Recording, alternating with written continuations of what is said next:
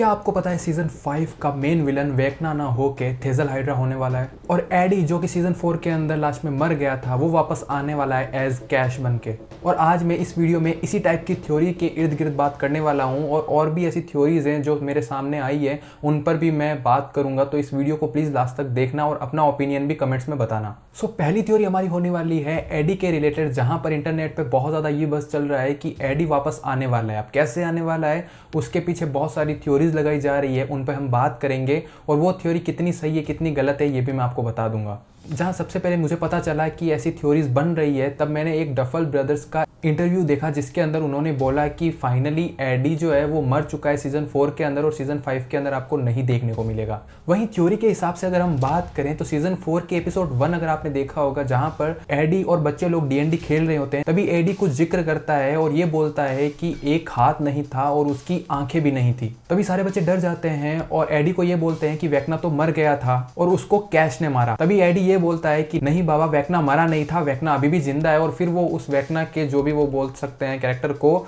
Table पर रख देता है, जहां हमें सबसे पहले कैश नाम का किरदार देखने को मिलता है या फिर नाम सुनने को मिलता है। और जो कन्वर्सेशन मैंने आपको बताई थी ना कि जब एडी बोलता है कि उसकी एक आंख नहीं थी, उसका हाथ कटा हुआ था और उसके हाथ में स्वॉर्ड थी, और यही रेफरेंस हमें डायरेक्ट सीजन 4 के लास्ट के अंदर देखने को मिलता है जब प्रिजन के अंदर हॉपर तलवार उठाकर डेमोगोर्गन सामने होता है, उसका सबसे पहले हाथ काटता है और उसके बाद में उसकी नस काट देता है या फिर बात बोल सकते हैं कि उसकी आंख काट देता है। और आंख से मेरा मतलब यही है कि आंख जो होती है वो डेमोगोर्गन ही होता है वेकना की। और फिर सबको यही लगता है कि वेकना खत्म हो गया है, पर सीजन 5 के अंदर वो वापस से आएगा, वो भी और भी ज्यादा पावर्स को लेकर। और रही बात कैश को एडी के थ्रू प्रेजेंट करने की, भाई कि एडी ही होने वाला है कैश, तो एक चीज मैं आपको क्लियर कर दूं, एडी का जो कैरेक्टर था ना सीजन 4 के अंदर वो बहुत ज्यादा प्योर था, उसका कैरेक्टर आर्क बहुत ही ज्यादा बढ़िया था, इसीलिए बहुत सारे लोग, बहुत सारे फैंस है एडी के कैरेक्टर के। और वहीं दूसरी तरफ मैं बात करूं कैश की, तो कैश मैं आपको बता देता हूं कि D&D के अंदर क्या था। तो वो D&D के अंदर वेकना का लेफ्टिनेंट होता है जो आगे चलकर वेकना को ही धोखा दे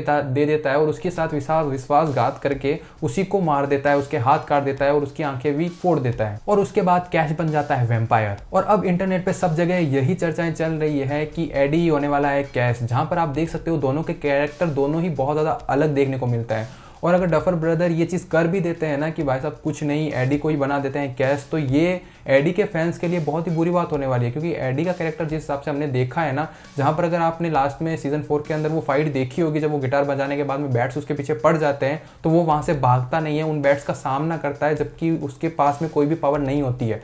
और वो यही चाहता है कि जितनी दूर उन बैट्स को लेके जाया जा सके उतनी दूर वो लेके जाए। और उसके बाद में आप लास्ट में देख भी सकते हैं कि उनसे लड़ते लड़ते वो मर जाता है, ना कि भागता है। तो ऐसे कैरेक्टर के आर्क को इस टाइप से खत्म करके, मतलब कैश बना के, एक विश्वासघाती बना के, डफर ब्रदर उसकी जो आर्क है वो खत्म नहीं करना चाहेंगे। तो मेरे हिसाब से ये थ्योरी बहुत ही ज्यादा बेबुनियाद लग रही है। बाकी आपका क्या पॉइंट ऑफ व्यू है आप कमेंट में बता भी सकते हैं। वहीं दूसरी थ्योरी माइक की मॉम को लेकर चल रही है, जहां पर आपने देखा होगा, चाहे आप भले ही टीजर उठा लो, चाहे आप भले ही ट्रेलर उठा लो स्ट्रेंजर थिंग्स सीजन 5 का, उसके अंदर बाकी के किसी भी कैरेक्टर के पेरेंट्स नहीं दिखाए गए हैं, सिर्फ और सिर्फ माइक की मॉम और उसकी छोटी बेटी होती है ना, वो उन दोनों को ही दिखाया गया है।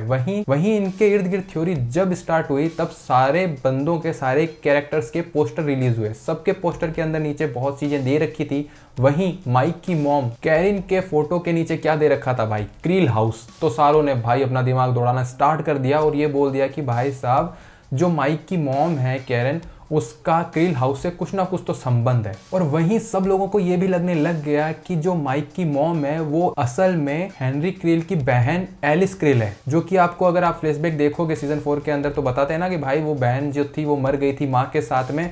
अब ये लोग ये सब बोल रहे हैं कि नहीं वो मरी नहीं थी, वो कैसे भी करके बच गई थी और वो बड़ी होके बन गई है माइक की मॉम कैरन। क्योंकि अगर आप ढंग से सीजन 4 का जो फ्लैशबैक दिखाया जाता है ना हेनरी का या फिर वेकना का, तो वो आप देखोगे ना तो उसके अंदर भी हमें यही दिखाया जाता है कि जो वेकना के फादर होते हैं ना, उन्हें हेलुसिनेशन होता है, उन्हें ये लगता है कि वो दोनों मर गए, जहां पर हमें सिर्फ एक ही की मौत दिखाई जाती है वेकना के मॉम की, जो कि हवा में उड़ती है और उसके हाथ वाथ इधर उधर हो जाते हैं, आंखें अंदर चली जाती है।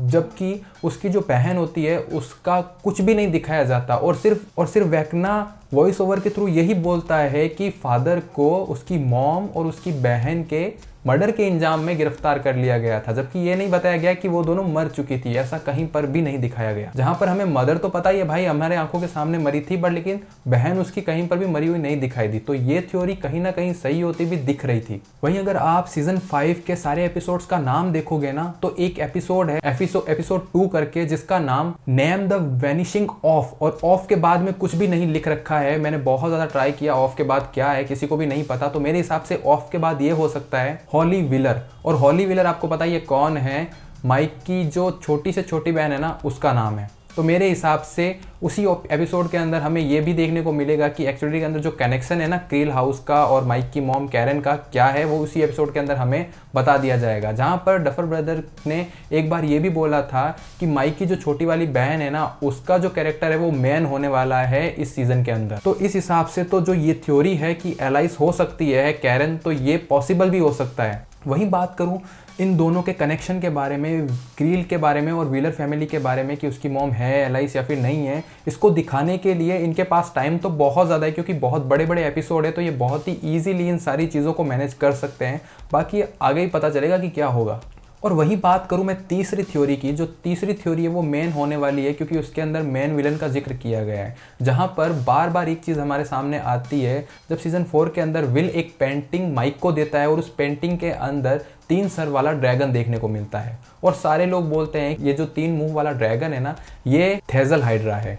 तो फिर से मार्केट के अंदर बहुत सारी थ्योरीज आने लगी, जहां बहुत सारे लोग ये बोलने लग गए कि वेक्ना एक्चुअली के अंदर रियल विलन नहीं है, रियल विलन सीजन 5 के अंदर ये थेजल हाइड्रा होने वाला है। वहीं उस पेंटिंग के इर्द गिर्द जो कहानी मेरे को समझ में आई वो मैं आपको बता देता हूँ। जहां पर अगर अपन बात करें थेजल हाइड्रा की, तो इसका सबसे पहले जिक्र हुआ था सीजन 1 के अंदर, जहां पर सीजन 1 का आई थिंक लास्ट एपिसोड था, और लास्ट एपिसोड के अंदर विल वहां पे अप्स एंड डाउन से वापस आ जाता है, और उसके बाद में लास्ट के अंदर हमें दिखाया जाता है ये कि चारों दोस्त मिलकर वो D&D गेम खेल रहे हैं। तभी वहां पर थेजल हाइड्रा का जिक्र होता है, और टेबल पर उसकी वो क्या कहते हैं आकृति भी देखने को मिलती है। और उसके बाद में डायरेक्ट सीजन 4 के अंदर ये पेंटिंग ही दिखती है थेजल हाइड्रा की, उसके अलावा बीच में कहीं पर भी जिक्र नहीं होता है।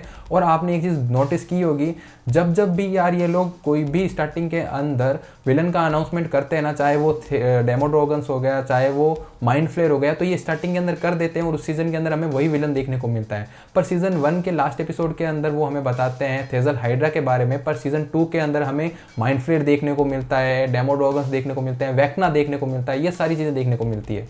और दूर दूर तक थेजल हाइड्रा कहीं पर भी देखने को नहीं मिलता। वहीं सीजन 4 के अंदर फिर से वो पेंटिंग दिखाकर लोगों को इधर उधर बहका दिया जाता है कि भाई सीजन 5 के अंदर फिर से कुछ ऐसी चीज़ें होने वाली है। पर अगर आप उस ड्राइंग वाले सीन को ढंग से देखोगे, आप एक बार वापस जाके देखना उसको, अगर आप ढंग से देखोगे तो उसके अंदर जब वो उसे पेंटिंग दिखाता है ना, तब उसके पेंटिंग के अंदर एक और बंदा देखने को मिलता है जिसके हाथ में स्वॉर्ड और तलवार होती है, और उसके स्वॉर्ड पे दिल बन रखा होता है। तब वो उसे बताता है, तब विल माइक को ये बोलता है कि ये जो दिल वाला बंदा है ना, ये तू है। और अपनी जो फीलिंग्स होती है ना माइक को लेके, वो 11 के थ्रू बताता है उसे, और वो यही बोलता है कि ये जो ड्राइंग है ये 11 के कहने पर उसने बनाई है। पर मेरे हिसाब से ये हो सकता है कि माइक ने वो ड्राइंग अपने हिसाब से बनाई होगी, अपनी फीलिंग्स को माइक को बताने के लिए। और उसी के बाद में वो बहुत सारी चीजें 11 के थ्रू माइक को बोलता है कि 11 ये है, 11 वो है, तू ऐसा कर सकता है, तू ऐसा है, तू वैसा है। और उसके बाद में वो घूम के रोने लगता है। तो उस सीन के अंदर अगर आप ढंग से देखोगे ना, तो माइक ने अपनी फीलिंग को बताया है माइक को। बाकी उस सीन के अंदर उस ड्राइंग का मेरे को कोई भी रोल नहीं समझ में आया।